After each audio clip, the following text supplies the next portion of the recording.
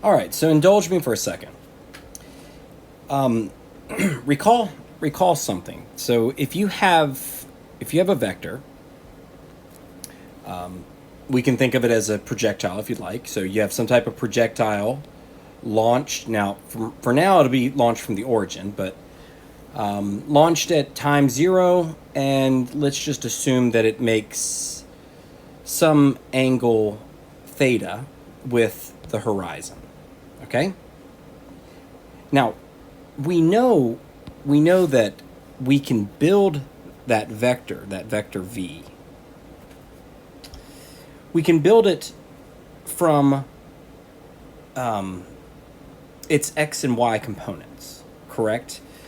So you and I know that we could write this vector as x I plus y j. But if you want to, if you only have the angle, right? If you weren't given the x and y portions, if you're only given the theta, the angle with the horizon, then we have to find a way of rewriting this. Now, this is a little bit from the beginning of chapter 11, but we're going to need it in just a second. So just to recap. So we know that, let's start with a couple of statements. Sine of theta, sine of an angle, is always going to be equal to, opposite over the hypotenuse. Cosine is adjacent over the hypotenuse. So I think you will grant me that opposite of this angle is going to be this side here. This is opposite. And listen, it should go without saying that the length of that side of that triangle is equal to y, right? I mean, you travel a distance of y. So we know that this is length y. We know that this is length x. Now, the magnitude of this vector would be the length of the vector, right? So we know that the magnitude here, so if we're thinking of it as a triangle, we have opposite, a right triangle, we have opposite side y, adjacent side x, hypotenuse side, magnitude of vector v. So what we're going to do, since we want to rewrite this vector equation down here without the x and the y. So, we just solving for y, a little bit of algebra here, would get us r multiplied by sine of theta. Solving for x would give us r cosine of theta. And now, the only thing that I need you to follow me with is r, which would be the radius of this circle. We actually do know the radius of that circle. We do know r. R is equal to, since r is going to be equal to, I'll find a spot to write it. What? It's equal to the magnitude of vector v. So let's rewrite that. So now we have y, instead of being equal to r, it's equal to magnitude of v sine theta. And then x is equal to magnitude of v cosine theta. All right, beautiful. So now let's just rewrite, so we're going to plug in for x, we're going to plug in for y. Let's rewrite this vector, and then we'll go to the next page. So a vector can be rewritten as, go ahead, as magnitude of the vector cosine theta in the I direction plus magnitude of the vector sine theta in the j direction. Okay, so you've granted me plenty so far. Now let me show you where we want to go. So take a look at our figure here, figure 1217, and we have a lot of stuff going on here. Basically, what we're going to assume is that, again, a projectile has been launched, right, from some height, and we're going to assume that gravity is the only force that's acting on this projectile after launch. Now, take a look at the picture here. Notice that acceleration, right, is the vector for acceleration is always pointing downward, right? And notice that the magnitude of that throughout the entirety of the launch is the same. All right. We'll also take notice that your velocity vector is always pointing in the direction of motion here. And you can see the motion with the orientation. All right. Now, here's where I need to go. So we're going to talk a little bit about acceleration velocity vectors. We want to be able to do some calculus with them. You and I know that the majority of your physics type questions normally begin with giving you a height and an initial height, initial velocity, correct? Okay, now we can represent force due to gravity of some projectile with a mass. We can represent that as with the following. So negative m in mass, g in the j direction. So the negative part is, of course, because it's pulling us back down. It's pulling the projectile back down throughout the whole time. At g, we can use feet per second or meters per second. We're not worried about that right now. However, so what I want to be able to do is I want to be able to get to a position function, right? I need a position function. In fact, I need a position function in parametric form. Remember we worked with parametric form a lot in chapter 11. So we want a position function in parametric form. Why do we want it in parametric form? It's quite simple.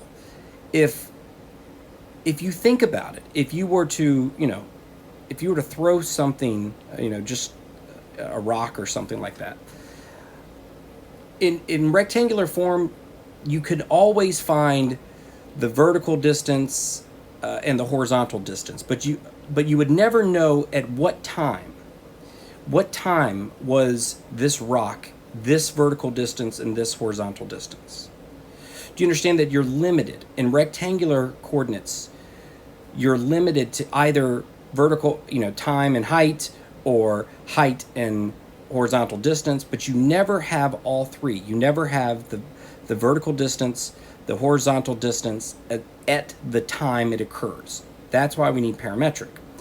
So I want to be able to get to an accelerator. If I want to be able to get to a position function, I want to start with something I know, right? And the acceleration due to gravity, which is where we'll be in just a second, is where we're going to start. And then we're going to integrate our way back to position. So force due to gravity of some projectile, mass with mass m, can be represented as follows. And what we know is, via Newton's second law of motion, that force is equal to mass multiplied by acceleration. So what's going to happen here is I'm going to substitute ma in for this force due to gravity equation, so that we end up with, so I'll go ahead and draw you the arrow in case you missed that part. So what we end up with, the following statement.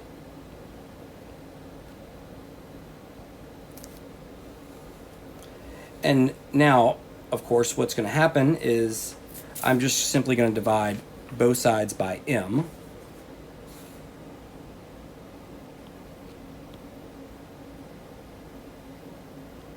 And what does that leave me? That leaves me with a, acceleration, is going to be equal to negative g, which is our acceleration due to gravity, and we also know the direction that it's headed. So this is a vector. All right. So regardless of what it is that we're launching, regardless of the projectile that we're launching, we have the acceleration due to gravity. All right, and we can represent that, we have an acceleration vector. So here's the only statements that I need is, so we're going to start here, the acceleration function, and what I'm going to do is I'm just going to, in order to get velocity, we're just going to integrate acceleration. In order to get position, which is what we want, we need to integrate velocity. Now these two little statements are going to help us simplify the position function in just a second. But ready? Let's go ahead and I'm not going to spend a lot of time on the integration part. I'm sure you've seen it before. But ready? Let's go ahead and go. So we're going to integrate acceleration, and what do we get? Well, we should get negative g. If you integrate a constant, which is g, you're just going to get g, negative gt. J, of course, there's your first constant of integration. And now, so at this point we have velocity. If we integrate again here, what we end up with is negative 1/2 gt squared in the j direction, plus, now if you integrate c sub 1 with respect to t, you just get c sub 1t. And then we just did a second round of integration, right? So we need a second constant of integration. Okay. So now it should make sense that this is the notation we use for initial velocity of a projectile. And what we know is that initial velocity would occur at t equals 0. Likewise, we know that r sub 0 would be the initial position, and the initial position would occur again at time is equal to 0. So that allows us to rewrite, or at least let me go ahead and make the statement. That allows us to make the statement that v sub 0 is equal v of 0, velocity at time 0, is just what we're going to use is equal to v sub 0. R of 0 is equal to r sub 0. Now we can actually figure out what these constants of integration are. Right? Makes sense, right? So let's go ahead and make the statement. So therefore, c sub 1 is equal to v sub 0. Therefore, c sub 2 is equal to r sub 0. Ready? Let's go ahead and write our position vector.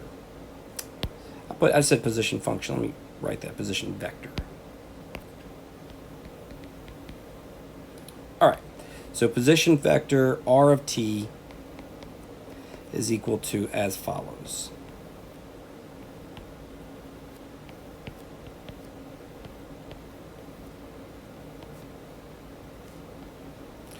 Okay, we're getting somewhere, but this is not quite in the form that we wanted. I want to have a position vector in parametric form.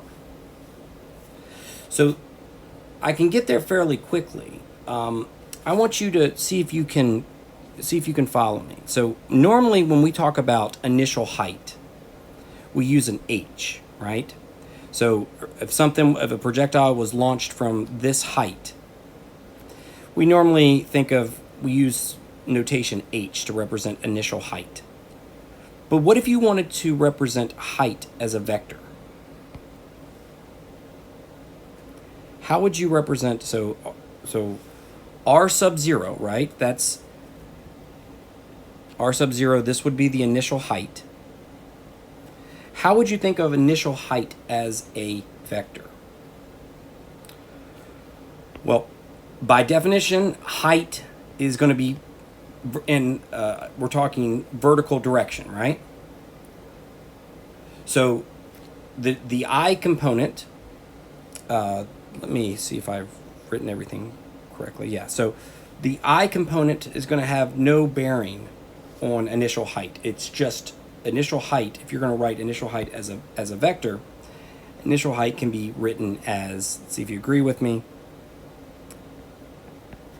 written as h in the j direction. How's that? With me so far? All right, so we're going to end up doing some subbing here.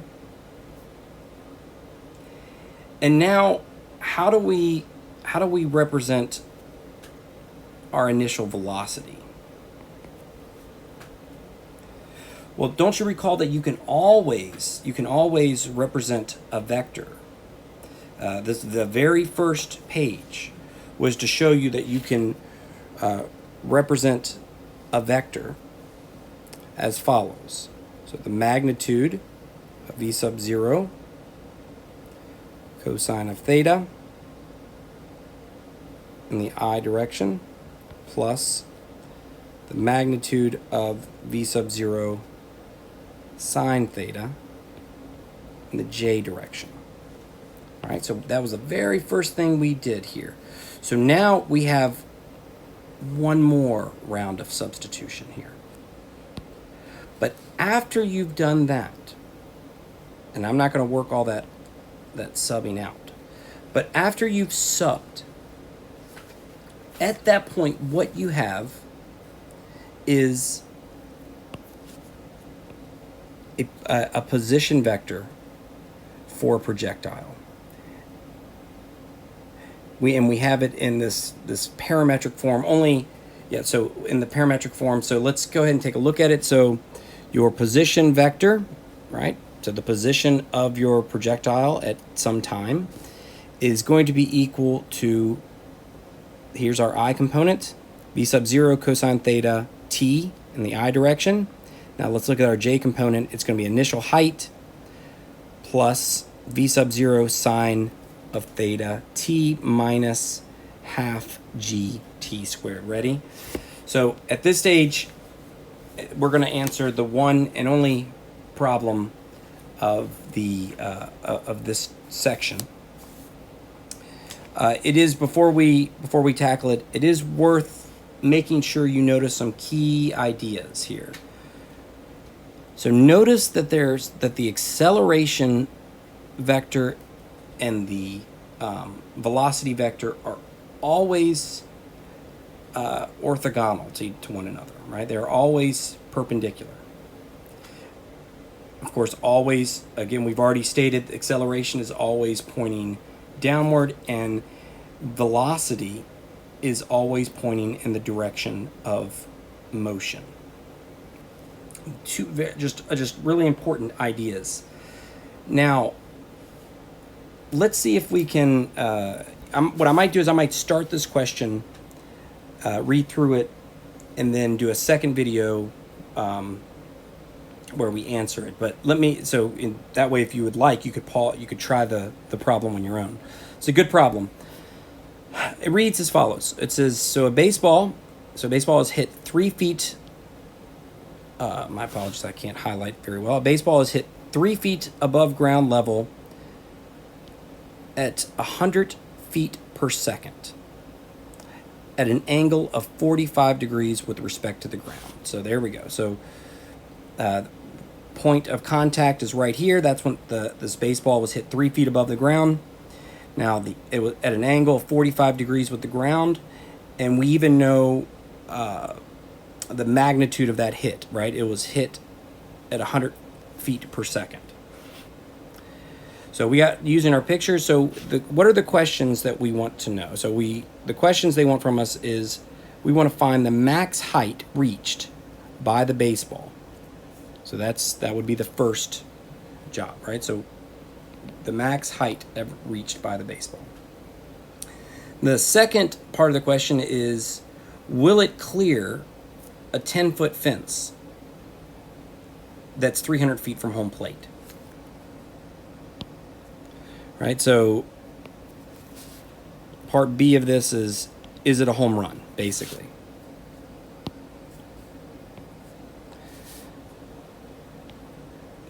So part A is find the max height. Okay, so I'm going to go ahead and actually take a break. And when I come back for part B, I realize this is relatively short, but it's also possible I've lost all of your attention going through the building up of that position vector. So let's take a break. I'll see you in part B, and we'll do this problem.